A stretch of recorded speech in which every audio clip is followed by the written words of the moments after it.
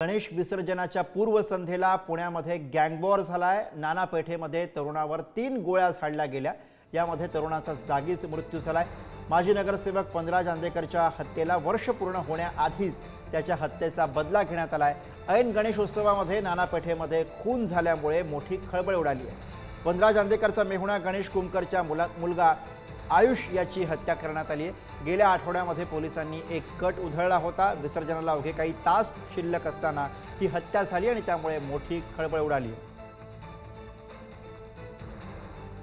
पुण्यात गणेशोत्सवाच्या पूर्वसंध्येला जे आहे ते गँगवॉर पाहायला मिळते। माजी नगरसेवक वनराज आंदेकर यांच्या खुनाचा बदला घेण्यात आलेला आहे। आंदेकर टोळीकडून जो आहे तो हा बदला कट रचण्यात आलेला होता। 2च दिवसापूर्वी जी आहे ते या संदर्भातल्या 2 आरोपींना अटक करण्यात आलेली होती। त्यानंतर सुद्धा आज काही तरुणाने जे आहेत एका तरुणावर गोळीबार केला। नाना पेठेमध्ये याच ठिकाणी या कंपाऊंडच्या आतमध्ये जे आहेत ते सगळे वरिष्ठ पोलीस अधिकारी दाखल झालेले आहेत।